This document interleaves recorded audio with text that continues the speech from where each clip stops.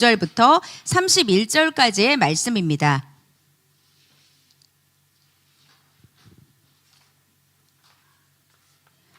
우리 레아가 아까 이제 한 살 더 먹었죠? 아주 잘, 아까 저를 많이 쳐다보는 거예요. 왜 올라가시나 이런 표정으로. 아주 되게 어린이집 적응도 잘하는 것 같고 아이들이 잘 성장하고 있어서 감사합니다. 여러분 계속 또 우리 아기들 위해서 기도해 주시면 감사하겠습니다. 네, 이 시간 우리 로마서 3장 9절부터 32절까지 읽으려고 합니다. 한 절씩 읽고 마지막 절은 다 같이 읽도록 하겠습니다. 제가 먼저 선포하겠습니다. 그러면 무슨 말을 해야 하겠습니까? 우리가 더 낫습니까? 결코 그렇지 않습니다. 유대 사람이나 그리스 사람이나 다 죄 아래에 있다고 우리가 이미 선언했습니다. 깨닫는 자도 없고 하나님을 찾는 자도 없다.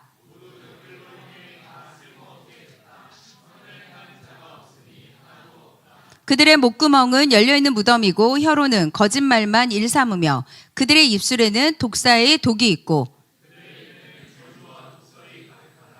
그들의 발은 피 흘리는데 민첩하며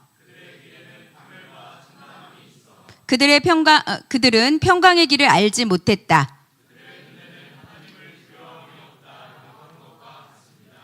율법이 말하는 것은 율법 아래 있는 자들에게 말하는 것임을 우리는 압니다. 이는 모든 입을 다물게 하고 온 세상이 하나님의 심판 아래 있게 하려는 것입니다.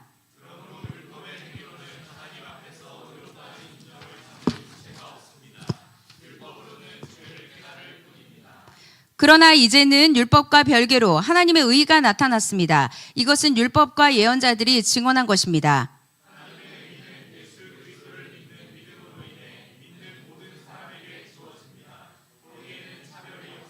모든 사람이 죄를 지었으므로 하나님의 영광에 이르지 못합니다.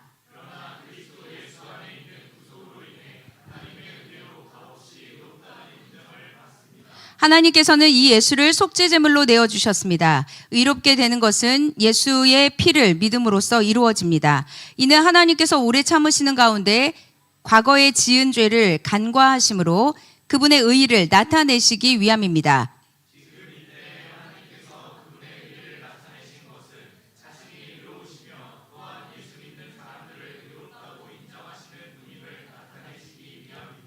그렇다면 자랑할 것이 어디에 있습니까? 전혀 없습니다. 어떤 법으로입니까? 행위로입니까? 아닙니다. 오직 믿음의 법으로입니다.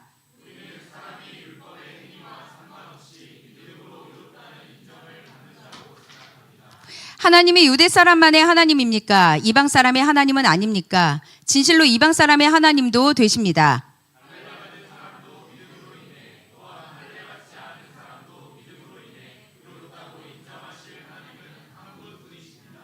다 같이 읽겠습니다. 시작. 그러면 우리가 믿음으로 말미암아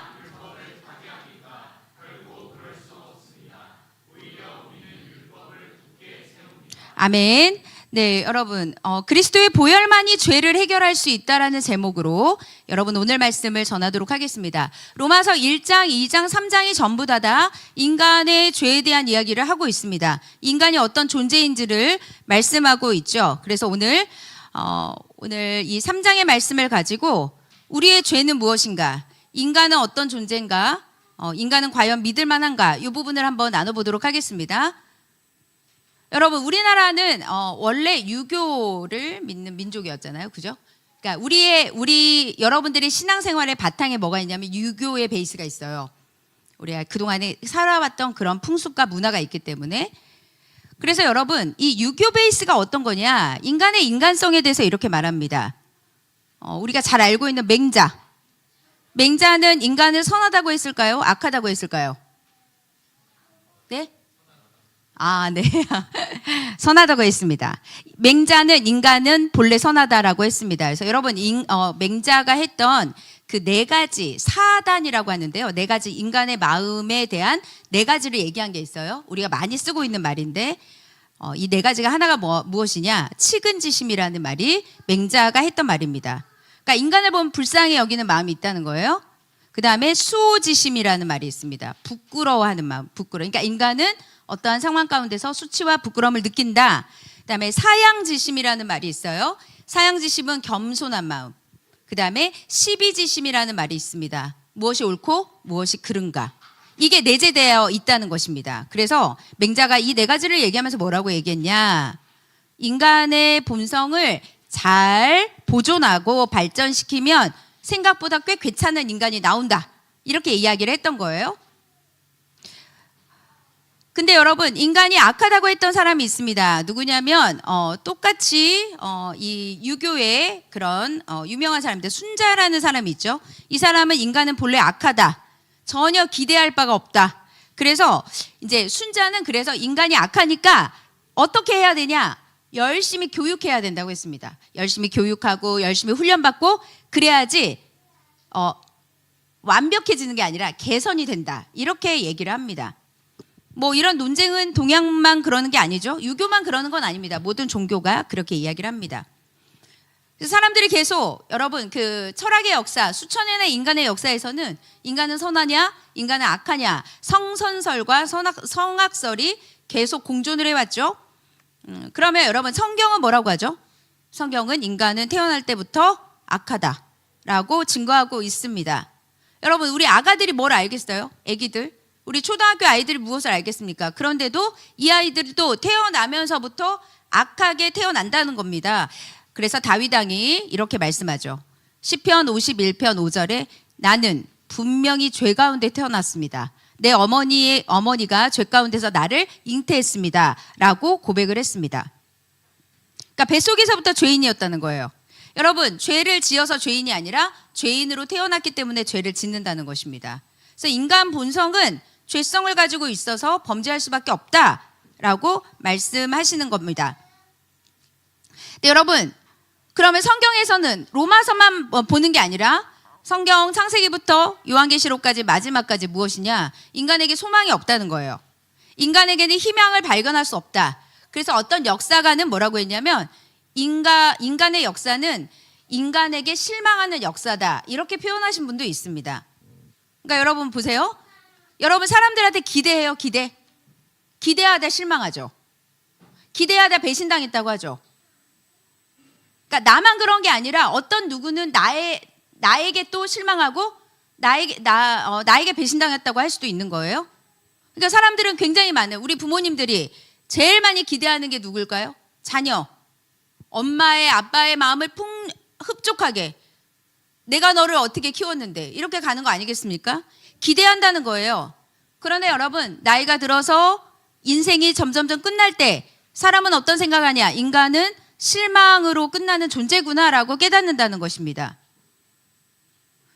여러분 그런 거 있죠?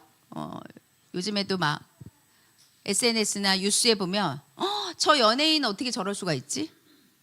너무 이미지 너무 좋은데 우리를 이렇게 실망시키네? 근데 나이가 들면 어떤 생각을 하는 줄 아세요, 여러분? 어떻게 저 사람 저럴 수 있을까? 연륜이 쌓이면 인간은 원래 다 그런 거야. 너만 그러니? 저 사람만 그러니? 이미지로 포장되어 있는 사람만 그런 게 아니라 어느 누구도 다 그렇게 여러분 그런 배신을 하고 사기를 치고 그렇게 한다는 것입니다. 인간끼리 돈거래하다 서로 배신하고요. 서로 사기당하고 서로 실망하고 교회 안에서도 그런 일이 많습니다. 목회자에게 실망하기도 하고 목회자도 성도에게 실망하기도 하고 서로 서운하다고 말합니다. 서로 기대했기 때문에 그런 이야기가 나온다는 거예요. 율리우스 카이사르라는 우리 사람을 여러분 너무너무 잘 알고 있을 것입니다. 원로원에 있었던 시저가 자기의 양자, 자기가 너무너무 사랑했던 양자 브루터스에게 이렇게 얘기하죠. 브루터스 너마저도 마지막에 배신하잖아요. 한탄하는 것입니다. 여러분 세상이 그런 거예요. 세상이.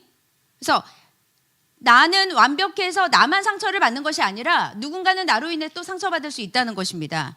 피를 나눈 사이라 갈지라도 가족이라 할지라도 이것은 인간의 본연의 모습입니다. 그래서 오늘 인간에게 기대를 거는 자들에게 우리 하나님께서 아주 냉정하고 그 다음에 아주 단단한 말씀으로 이렇게 얘기하죠. 인간의 본질은 바로 이거야. 성경에서 진단합니다. 그래서 13절에서 18절에 보면 인간에 대해서 판결문을 내리시죠.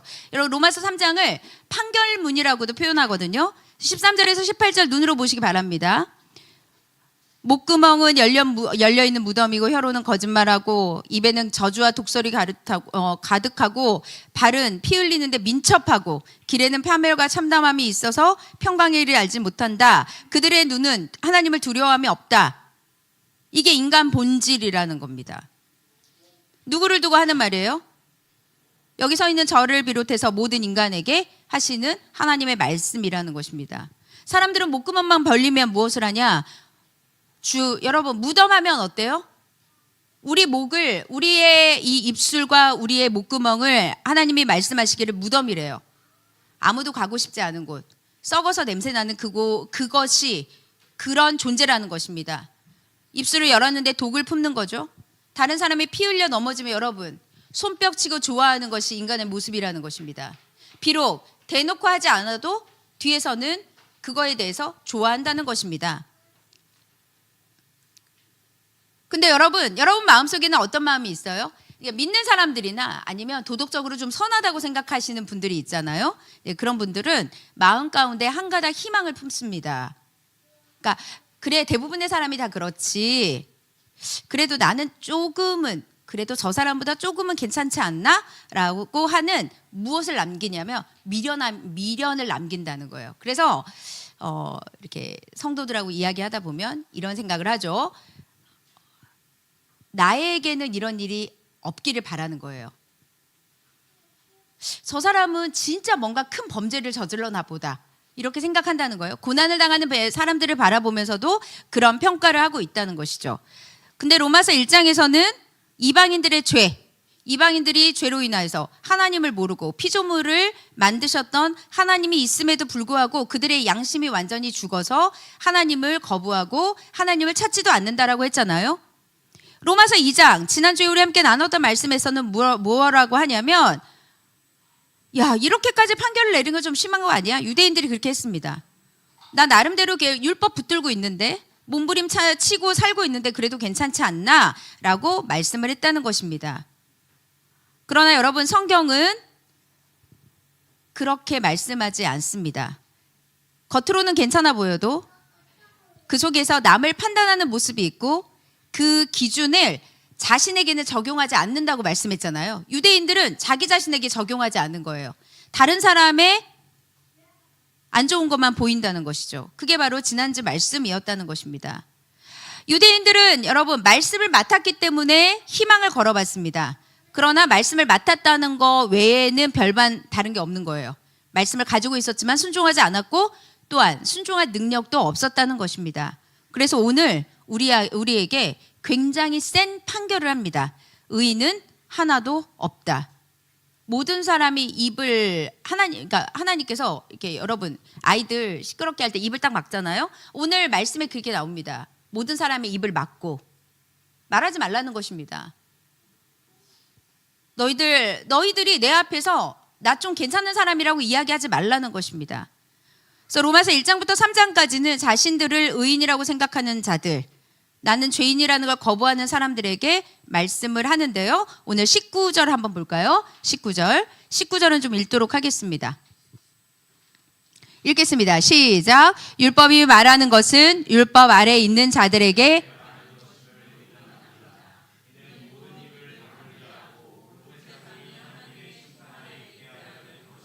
아멘. 여러분, 모든 입을 막고, 그러니까 하나님께서 과연 의인일 수 있는가?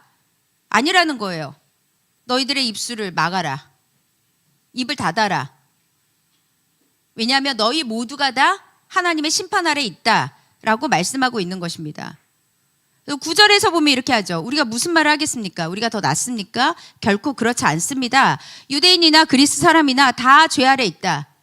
이방인이든 말씀을 맡았던 유대인이든 여러분 이 세상에서 지금 믿지 않고 있는 자들이나 하나님을 믿는다고 신앙생활을 하고 있는 모든 자들이 하나님의 심판 아래 다 있다는 것이죠. 여러분 이것이 바로 인간의 모습입니다. 누가 나보다 더 낫지도 않고요. 어쩌면 우리는 더 나아 보이는 것 같지만 실제로는 하나님의 봤을 때는 아무것도 아니라는 것이죠. 다 똑같은 인간이라는 것입니다. 그래서 여러분 인간이 죄의 노예로 살게 되는 거예요. 그래서 죄 아래 놓여 있고 율법 아래 심판하는 것이 실존이고 인간의 말로입니다. 그러니까 여러분, 인간의 마지막은 다 뭐냐? 죄 아래 있고 죄의 힘에 있어서, 여러분, 힘이라는 게 뭐예요? 파워죠. 에너지잖아요. 그러니까 여러분, 우리가 이 죄의 힘 아래에서 계속해서 끌려다니거나 그렇게 거기에 이렇게 구속이 돼서 산다는 것입니다. 성경에서는 죄를 뭘로 보냐면 힘으로 봐요. 힘. 그래서 죄는 어디 있는지 없는지 전혀 우리가 생각하지 못하는 그런 추상명사가 아니라 죄는 힘입니다. 힘. 권세예요. 권세. 로마서 7장 23절에 보면, 로마서 7장에 보면 사도 바울이 내 지체 안에 두 법이 있다고 그랬죠. 하나님을 순종하고 싶은 마음도 있는데 자꾸 내가 죄의 법으로 자꾸 포로로 끌려간다라고 말씀하고 있습니다. 그러니까 죄의 힘이 우리를 막 어디로 끌고 가는 거예요. 그러니까 여러분, 힘이라는 거 아시죠? 여러분, 이 세상에 우리가 지구에 살고 있는데 이 힘의 에너지가 있는 쪽으로 모든 게 다 끌려가게 돼 있어요. 이게 이제 물리잖아요. 물리학에선 이걸 배우잖아요. 어느 쪽으로 힘이 더 집중돼서 가는가, 그걸 얘기하는 거잖아요. 그러니까 죄가 너무 힘이 있기 때문에 우리를 절대 놓아주지 않고 내 뜻대로 되는 것 같지만 사실은 여러분 뜻대로 사는 게 아닙니다. 죄의 권세와 죄의 에너지가 여러분들을 어디론가 끌고 가고 있어요. 계속해서. 여러분, 도박이라고 한번 해볼까요? 도박? 그 도박하는 사람들의 굉장히 많은 이야기 중에 그 이야기가 있죠. 도박 한번 시작하면 결국은 전 재산을 날려도, 정말 이렇게 얘기하잖아요. 손을 끊어도. 물리적으로 여러분, 내가 다시는 도박 안 하려고 손모가지라고 하죠. 영화 같은 데서 보면 절대 안 한다고 합니다. 근데 끊지 못하는 거예요. 왜냐? 에너지 때문에. 죄의 힘이 너무너무 큰 겁니다. 내가 나를 통제하는 힘이 아닌 죄의 힘이 너무 강력하고 세기 때문에 그 에너지가 질질 끌고 가는 거예요. 여러분, 그럼 죄는 어떻게 끊을까요? 여러분 도박 안 하잖아요. 그러나 여러분들을 끌고 가는 죄의 무언가가 있어요. 각자마다. 죄를 해결하는 방법, 예수 그리스도의 보혈이 아니면 불가능합니다. 죄에 대해서 여러분 만만히 보시면 안 됩니다. 악한 마귀에게 어마어마한 권세가 있거든요. 성령의 은혜가 아니고서는 우리는 우리의 타락한 의지를 가지고 무언가를 할 수가 없다는 것입니다. 나의 의지, 그러니까 의지로, 여러분 예를 들어 나는 미라클 모닝을 해야지. 새벽 4시에 일어날 거야. 여러분, 의지와 결단은 너무 대단하죠. 며칠은 가능해요. 왜냐하면 우리의 의지가 살아있기 때문에 가능합니다. 그런데 그것이 계속 지속하기 어렵다는 거예요. 의지와 능력과 노력으로 끊을 수 없는 게 무엇이냐? 바로 죄입니다. 죄.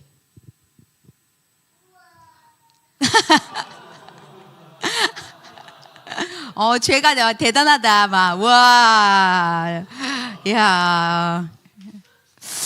여러분 보세요.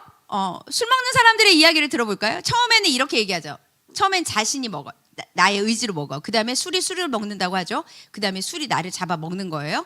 무슨 말이냐? 배후에 마귀의 힘이 있다는 것입니다. 그래서 여러분, 술이든 담배든 도박이든 그런 거 여러분 막 내 의지로 안 끊겨요.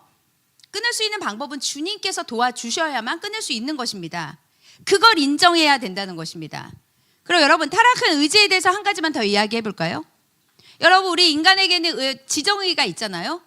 그러니까 지식적인 부분도 있고 감정도 있고 의지도 있는데 우리에게 선한 것이 분명히 남아 있어요. 칼빈은 우리가 지금 이 땅에서 그래도 법을 지키려고 하는 건 의지가 남아있고 선한 것들이 남아있기 때문이라고 했습니다. 그러니까 선한 게 우리는 완전히 타락한 존재고 전적으로 타락한 죄인이지만 우리가 이 땅에서 지금 살고 있는 이 은혜가 무엇이냐? 타락했으나 우리 안에 선한 것들이 남아있는 것입니다. 그러니까 맹자가 얘기하는 것처럼 불쌍한 사람 보면 불쌍히 여기기도 하고 옳고 그름에 대한 시비를 가릴 수 있는 거예요. 겸손한 마음도. 왜냐하면 교만했다가도 어느 순간에 겸손한 겁니다. 상황에 따라서, 사람에 따라서 그렇게 사람이 바뀌는 거죠.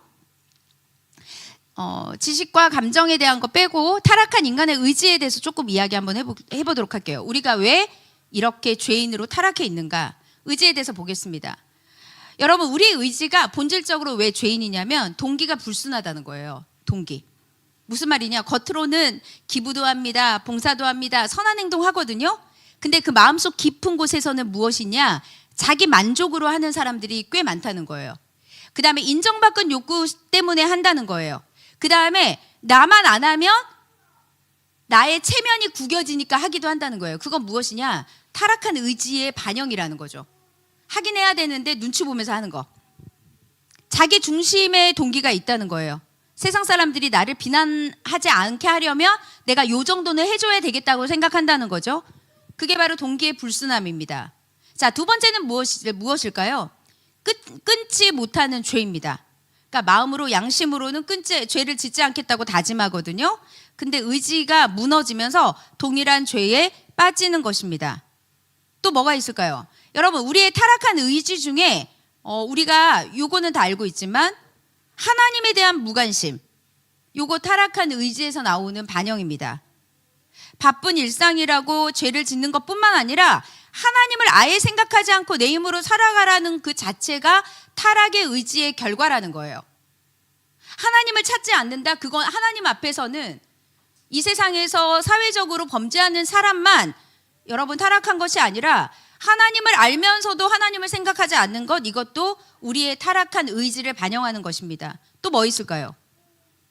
게으른 거, 무기력한 거. 여러분, 이거 다 힘이에요. 힘. 육체가 여러분 계속 이 게으름도 에너지거든요. 에너지가 없어서 게으른 게 아니라요, 에너지가 너무 과해서 게으른 거예요. 안 움직이고 싶은 거죠. 무기력한 것도 여러분 타락한 의지에서 나오는 것입니다. 그래서 여러분, 우리는 이 타락한 의지 때문에 하나님의 은혜가 필요한 거예요. 하나님이 내 손을 잡아줘야 되고 내 손을 끌어줘야만. 그래서 여러분, 내가 이 자리에 서 있는 것은 우리 그 찬양, 아까 우리 불렀던 찬양 중에 그 가사 첫 번째가 그거거든요. 내가 이 자리에 서 있는 것은 주의 은혜라. 여러분들이 예배 드리는 건 주의 은혜입니다. 여러분들이 하나님 앞에 지금 서 있는 것이 주의 은혜라는 거예요. 주의 은혜가 아니면 마귀의 종으로 돼서 마귀가 주는 그 어마어마한 죄의 에너지가 여러분들을 끌고 가는 것입니다. 소망 없는 인간에게 여러분 죄의 권세를 깨트리고 절망 가운데서 인간을 구원하시기 위해서 우리 하나님께서 오직 한 길, 그 길을 우리에게 주셨죠. 바로 예수 그리스도입니다. 예수 그리스도의 보혈이 아니면 죄의 권세 깨트릴 수 없습니다. 그래서 예수님의 힘과 권세로 내가 새로워지는 거지, 나의 의지와 나의 노력으로 여러분 이 죄가 무너지지 않는다는 거예요.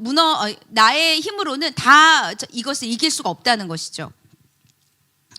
아무리 강한 의지를 갖고 고상한 도덕심을 가지고 있고 강철 같은 율법으로 이 막을 수 없었던 죄의 권세가 예수 그리스도가 못 박힘으로 깨졌다는 것입니다.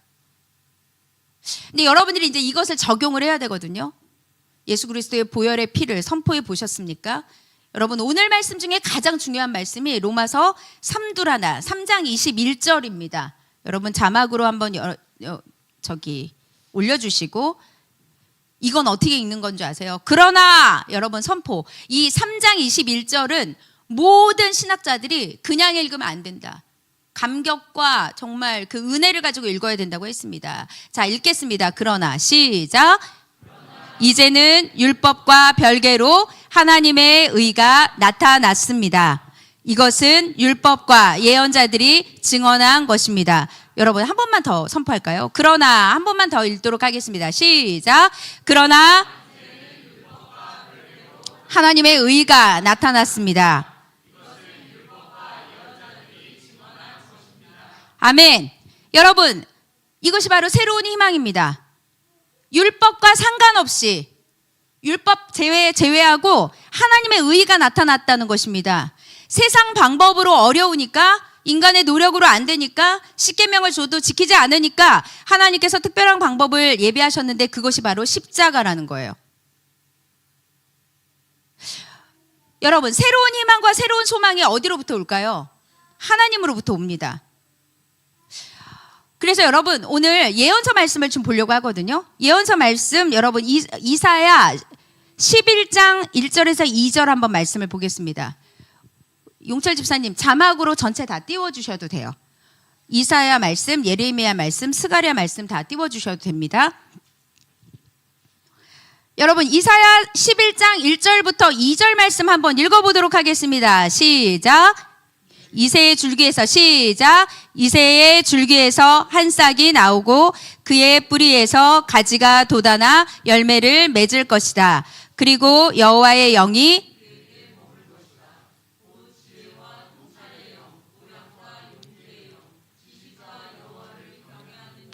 그에게 머물 것이다.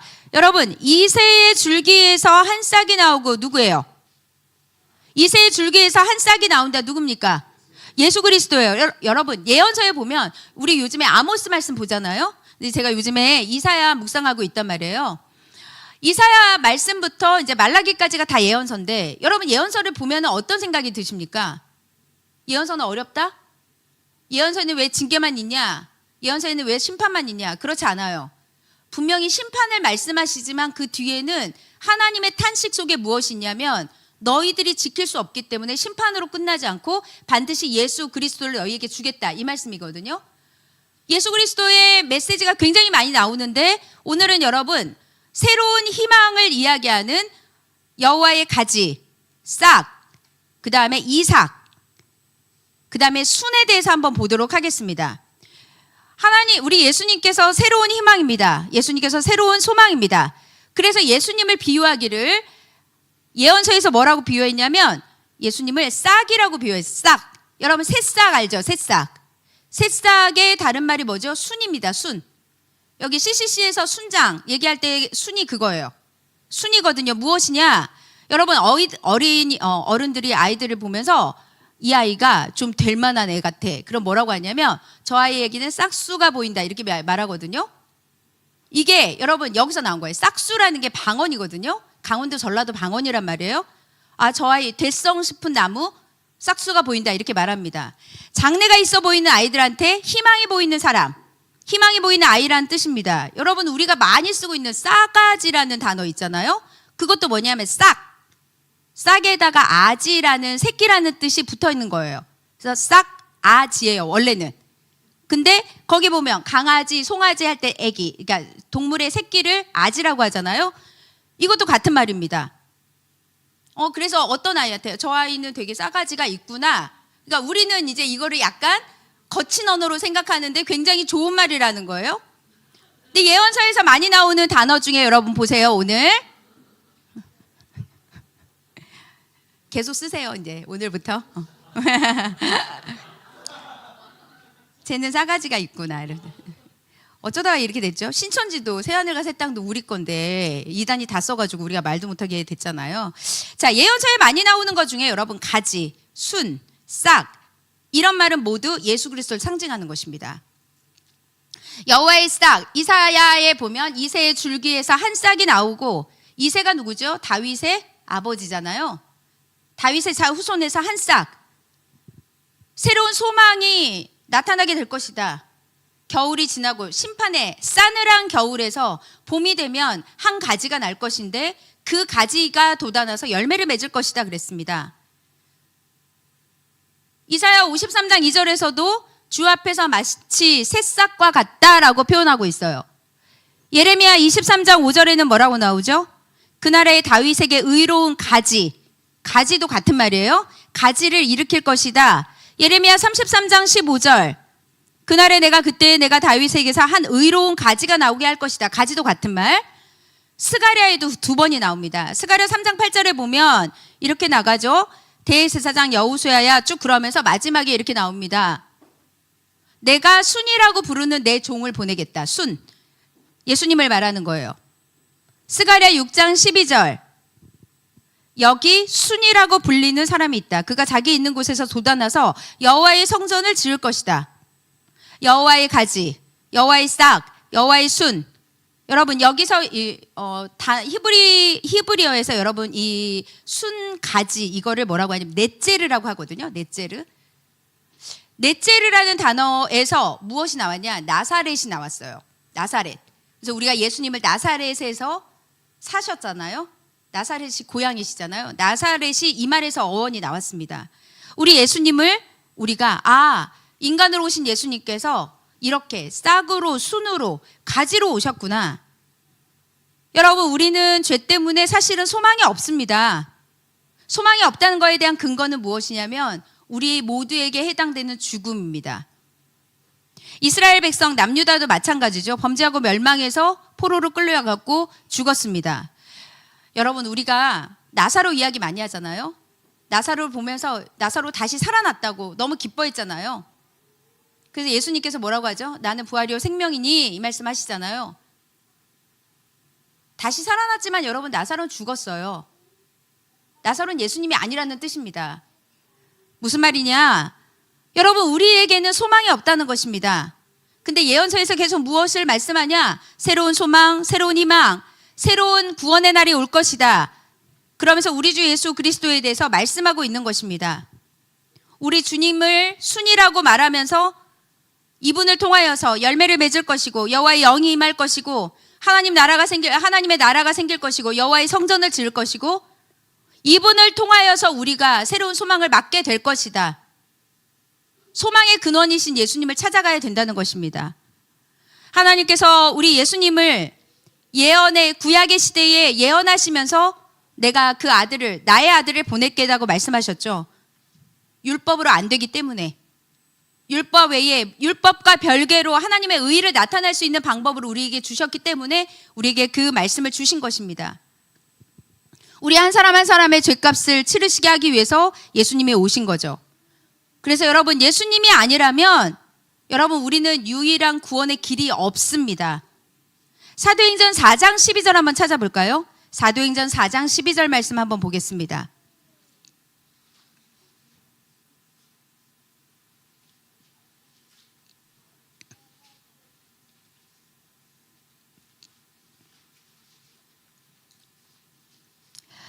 여러분, 막 피곤하고 잡다한 생각이 나는 게 이 마태복음 13장에 나오는 가시밥 돌반 막 예배 끝나고 뭐 먹지, 막 집에 혹시 가스불 혹시 안 끄고 왔나. 경은아, 강아지 잘 있으니까 집중하고, 알았지? 너의 강아지는 잘 있을 거야. 잘 놀고 있을 거야. 그래서 말씀을 좀 크게 읽는 것이 여러분 굉장히 좋은 이유가 뭐냐? 여러분, 하나님 앞에 이 영적으로 하나님께서 은혜를 주신단 말이에요. 마귀의 방해로부터 해방이 됩니다. 읽겠습니다. 예수의 시작. 어느 누구에게도 구원을 받을 수 없습니다. 하나님께서는 하늘 아래 우리가 구원받을 만한 다른 이름을 우리에게 주신 일이 없기 때문입니다. 아멘. 예수님 외에 다른 길이 없습니다. 다른 길로 가는 사람들을 붙들어서 얘기해야 됩니다. 예수님이 길입니다. 예수님이 생명입니다. 예수님이 진리입니다. 십자가의 능력이 아니고서는 우리는 의롭게 될 수 없습니다. 그래서 여러분, 음란이든 죄 중독이든 설득하고 조언하고 잔소리하고 때리고 물리적으로 어떤 힘을 가해도 거기서 해방될 수 없습니다. 예수 그리스도의 십자가의 능력을 경험해야만, 보혈이 뿌려져야만 악한 마귀로부터 해방될 수 있다는 것입니다. 여러분, 죄의 결과는 무엇이죠? 죄의 결과는 바로 죽음이죠. 죄는 여러분 죽음을 부릅니다. 인간이 죽는다는 그 자체는 죄의 결과값인 거예요. 심는 대로 거둔다고 했죠, 여러분. 우리가 심는 대로 거둔다는 것이 내가 믿음을 심어서 믿음을 거두기도 하지만 인간은 무엇을 심었냐? 죄를 계속 심거든요. 그러니까 마지막에 죽음이 되는 것입니다. 그런데 사도 바울이 그렇게 말씀하시죠. 로마서 8장에서 죄와 사망의 세력에서 오직 우리 주의 능력으로 말미암아 자유함을 얻었다, 해방을 얻었다, 자유케 되었다라고 말씀했습니다.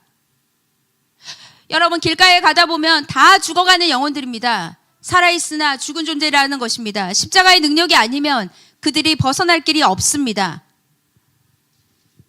여러분, 성도라고 하면서 여러분 지금 죄악 가운데 있습니까? 마귀의 종노릇 하고 있습니까? 아니면 하나님의 성령을 의지하여서 성령 충만하게 성령의 능력으로 의지하여서 하나님의 말씀 가운데 살고 있습니까? 아직도 죄의 종이라고 생각하는 사람들에게 여러분 오늘 이거 선포했으면 좋겠습니다. 띄워주실래요? 우리 요거 오늘 선포하려고 해요. 여러분, 하나님 앞에서 우리가 고백해야 합니다. 십자가의 능력을 의지하여. 자, 우리 요거 한번 하나님 앞에 기도문 선포하겠습니다. 시작. 십자가의 능력을 의지하여. 내 능력으로 안 됩니다. 능력으로 이 죄악에서 끊어주시고 악한 마귀의 괴계를 멸해 주소서. 아멘. 여러분, 이렇게 간구하라는 거예요. 예수 그리스도의 십자가를 의지합니다. 하나님, 내 힘으로 안 됩니다. 여러분, 내 힘으로 안 됩니다라고 고백하는 그 순간부터 하나님께서 역사하시거든요. 내 능력으로 안 됩니다. 오직 주 예수 그리스도의 십자가의 능력으로 이 죄악에서 끊어주시고 악한 마귀의 괴계에서 멸해 주옵소서. 하나님께 선포하고 하나님께 기도하고 하나님께 구하는 것입니다. 어디 가요, 여러분? 어디 가서 이 죄악을 해결할 것입니까? 선포하고 기도할 때 하나님의 능력으로 말미암아 능히 구원함을 받고 우리가 다시 승리하게 될 것입니다. 인간은 자꾸 헛된 해결책을 찾는 거예요. 정답이 있는데요. 신앙은 정답이 있습니다. 여러분, 하나님이 우리에게 구원을 주시면서 정답 없이 헤매고 다니라고 주지 않았어요. 이미 정답 줬습니다. 말씀을 줬잖아요. 문제는 말씀을 전혀 여러분들의 삶 가운데 적용하지 못한다는 게 우리의 문제라는 것입니다. 십자가의 길로 가야 되는데, 말씀이 가라는 대로 가야 되는데 계속 엉뚱한 길을 가는 거예요. 그럼 여러분, 시간이 계속해서 더디게 가는 거죠. 시편 84편 여러분 3, 4절 아세요? 주께 힘을 얻고 그 마음에 시온의 대로가 있는 자는 복이 있도다 라고 말씀하고 있잖아요. 여러분, 시온의 대로가 뭐예요? 시온의 대로가 우리 말로 바꿀까요? 고속도로. 고속도로가 뭐예요? 신호등이 없는 데가 고속도로잖아요. 물론 고속도로도 명절에는 막힐 수 있으나 신호등이 없으니까 뻥뻥 뚫려서 막 갑니다. 무슨 소리냐? 내 기준에서 내가 시온의 대로가 열렸으면 좋겠다가 아니라 시온의 대로가 여러분 뭔지 아세요? 주께 힘을 얻고 그 마음에 시온의 대로가 있는 자. 시온의 대로가 있어서 살아났던 사람이 있어요. 누굴까요? 탕자라니까요.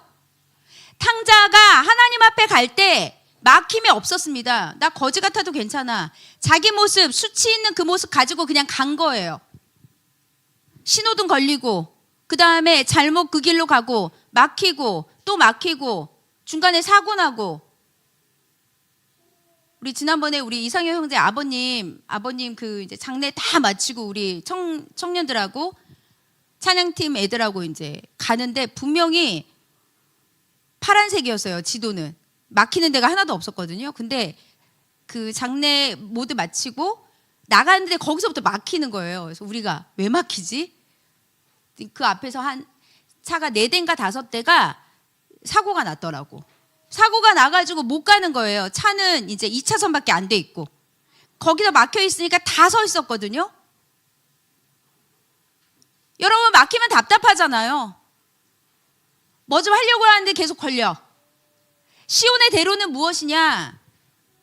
해석을 잘 하셔야 됩니다. 하나님, 내 인생 가운데 물질적인 거, 내가 가려고 하는 진로의 길, 모든 게 시온의 대로가 빵빵 열리게 하여 주옵소서가 아니고, 이 시온의 대로는 뭐냐? 하나님이 함께하는 대로 아닙니까? 하나님이 계시는 대로잖아요. 신앙은 관계예요. 여러분, 믿음은 관계란 말이에요. 하나님하고 나하고 막힘이 없어야 돼. 그게 시온의 대로예요. 죄 지었습니까? 괜찮다니까요. 어떤 분이 그 얘기 하더라고요. 막 본인은 예수님 되게 잘 믿는데 요즘에 하나님 앞에서 온전히 안 사는 사람도 너무 많은 것 같아요. 근데 여러분, 괜찮습니다. 제가 그 얘기 안 해줬어요. 3일교회에서 있을 때 개그 콘서트 작가였던 백모 군이 있었어요. 백모 군이 밤새도록 술 마시고 새벽 예배를 꼭 왔다니까요. 근데 저는 진짜 존경했어요. 대부분 여러분 옵니까 그러면? 저한테 꼭 전화했어요. 누나, 라면 사주세요. 거기 라면집이 있었거든요. 그 교회 앞에. 물어봤더니 개그 콘서트 하는 그 모든 작가들, 코미디언들이 일주일에 4번인가 5번 밤을 샌대요. 그리고 술을 마시고 그리고 자꾸 회의를 하는 거야. 아이디어 회의를 그때 다 한대요. 너무너무 아주 믿음이 아주 굳건한 자매 만나서 지금 너무너무 잘 살아요. 그때 KBS에서 몇 년을 상을 받았어요. 그때 저희 팀에 있을 때 그게 믿음이 더 대단한 거예요, 여러분. 세상에서 아직 세상의 모든 유혹의 줄을 안 끊었다 하더라도 괜찮다니까요. 오면 됩니다. 내 모습 그대로 가지고 하나님하고 나와의 관계에서 그냥 시온의 대로가 딱 뚫려가지고 가는 거예요. 가는 거. 근데 여러분, 어떤 사람이 진짜 교만한 줄 아십니까? 하나님 앞에서도 그렇게 체면을 차려요. 하나님 앞에서도 그렇게 자존심을 세우는 거예요. 하나님 앞에서도 그렇게 난 부끄러워서, 나는 체면이 있어서 하나님 앞에 양심도 없지. 우리 원래 양심 없잖아요. 갑자기 왜 그러세요? 갑자기 왜 있는 척 하냔 말이에요. 주께 힘을 얻고 그 마음에 시온의 대로가 있는 자는 복이 있다. 무슨 말이냐? 하나님하고 나하고 막힘이 없는 거예요. 하나님하고 나하고 막힘이 없어야 그 다음이 해결이 되죠. 그런 면에서 탕자는 정말 대단한 존재입니다. 내가 아버지 품에서 죽겠노라. 막 거침없이 온 거예요. 제가 계속 얘기했죠. 믿음은 더 뻔뻔하게 십자가의 길로 가야 된다고. 중독이요? 괜찮아요. 주님 믿고 예수님 만나고 성령 만나고 충만하게 되면 해결됩니다. 문제는 뭔지 아세요? 내 힘으로 버티고 내 힘으로 하려고 하고, 그러고서 난 이번 주에 또 너무 엉망으로 살았으니까 이번 주 주일날은 또 한 텀 쉬어가고, 끊임없이 베케이션을 하시는 분들이 있어요. 여름방학, 겨울방학, 봄방학, 막 휴가 막. 그러니까 이제 모든 주일날이 하나님 앞에 이게 막 생명 거는 게 아니라 휴가가 너무 많아. 이래서 못 오고 저래서 못 오고. 시온의 대로가 없는 거예요. 그것은. 여러분 기억하시기 바랍니다. 십자가의 길, 그 길이 시온의 대로입니다. 그 길이 하나님 앞에 내가 승리하는 길이라는 것입니다. 그러면 여러분 어떤 엉뚱한 길을 찾는 줄 아세요? 대표적인 거? 첫 번째 비교야, 비교. 죄를 절대적으로 보는 게 아니라 상대적으로 봐. 내 옆에 사람 보면서 내가 저보다 좀 낫다. 난 쟤보다 조금 나아. 그리고 이렇게 생각하는 사람도 있대요. 저 사람도 구원받는데 설마 내가 구원 못 받겠어? 라고 생각한다는 거예요. 세상 사람들은 범죄하는데 나는 저만큼은 범죄하지 않았으니까, 나는 작은 죄를 지었으니까 천국 갈 것이다. 이런 마음이라는 것입니다. 근데 여러분 천국은 상대평가 아니에요. 절대평가입니다. 천국은 상대평가로 가는 곳이 아닙니다. 모든 사람이 십자가의 길을 인정하고 주님을 믿으면 천국 가는 것이고요.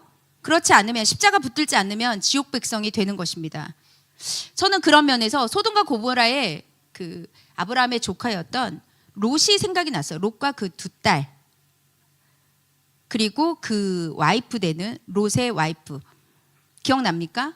죄악으로 가운데 심판으로 다 죽었습니다. 그때도 천사가 빨리 도망가라고 했거든요. 그게 뭐였죠? 복음이었어요. 그게 하나님의 말씀이었단 말이에요.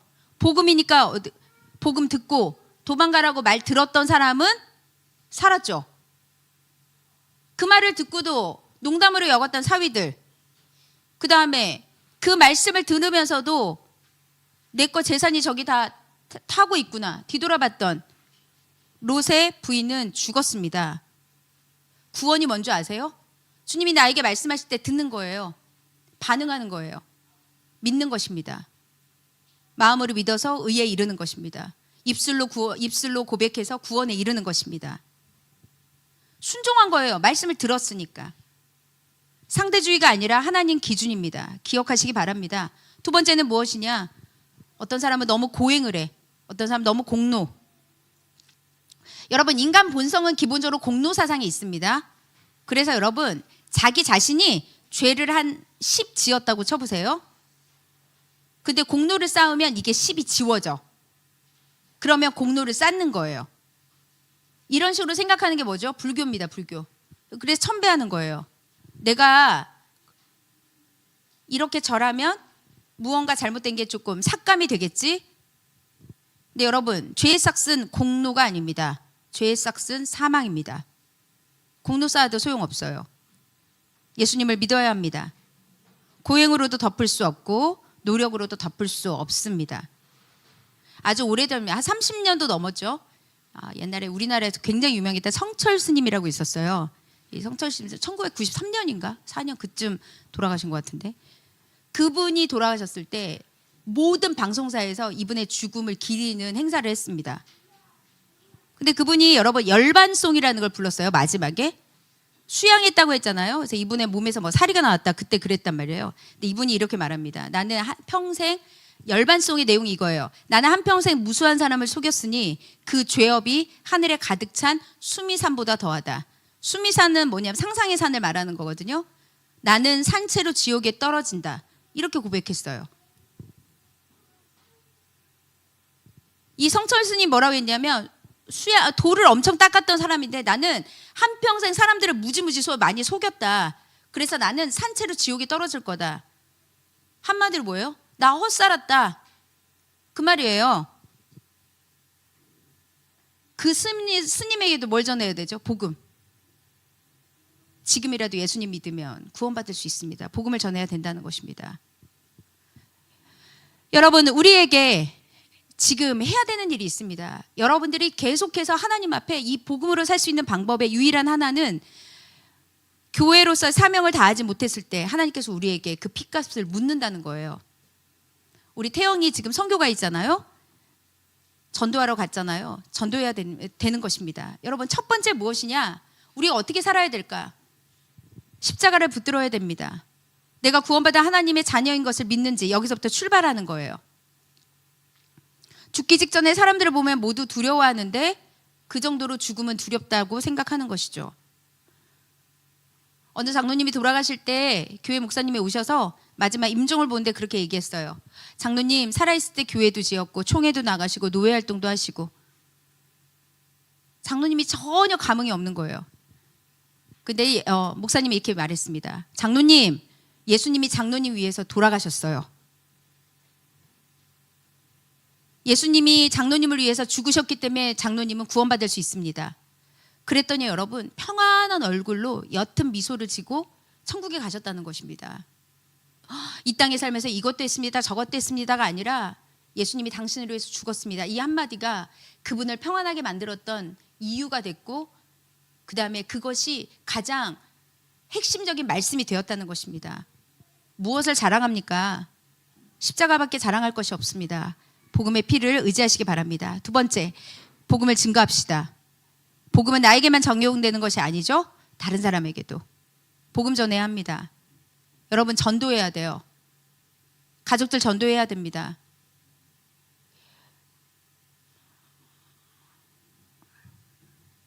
우리 상혁이 아버님 장례식 때 제가 천사를 봤다고 그랬잖아요. 그렇게 평안한, 여러분, 평안할 수 있는 근거가 뭐죠? 천국에서 볼 수 있다는 것 때문에.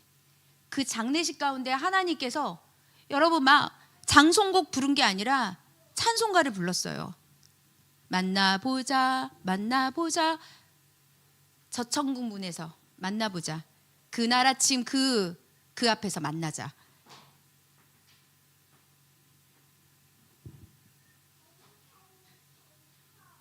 우리가 여기 왜 있습니까? 복음에는 차별은 없는 것입니다. 모든 믿는 자에게 구원을 주시는 하나님의 능력 가운데 하나님 앞에 우리는 복음을 전해야 합니다. 하나님 차별 안 해요. 히브리언, 헬라인이든 유대인이든. 돈 많은 사람 복음 필요해요? 돈 많은 사람 복음 필요 없죠? 돈 많은 사람 복음 필요합니다. 가난한 사람만 필요한 게 아니라 돈 많은 사람도 필요합니다. 권력 있는 사람 필요합니다. 학식 있는 사람 필요합니다. 적게 배운 사람 필요합니다. 호흡 있는 모든 자는 복음이 필요하다는 것입니다. 겉으로 보기에 떵떵거리고 잘 사는 것 같아도 다 멸망의 사람들이에요. 그래서 부러워하지 말고 불쌍히 봐야 됩니다. 너는 돈도 있고 부동산도 있고 자녀도 잘 되고 정말 걱정이 없어서 너무 좋겠다 이러지 말고, 예수님은 없네, 다 있는데 예수님은 없네, 그거여야 된다는 거예요. 불쌍히 보시고 전도하시기 바랍니다. 마지막입니다. 자랑하지 말라는 것입니다. 27절 보고 우리 말씀 마치도록 하겠습니다. 27절. 그렇다면 자랑할 것이 어디 있습니까? 전혀 없습니다. 어떤 법으로입니까? 행위로입니까? 아닙니다. 오직 믿음의 법으로입니다. 자랑할 게 무엇입니까? 여러분, 뭘 자랑해요?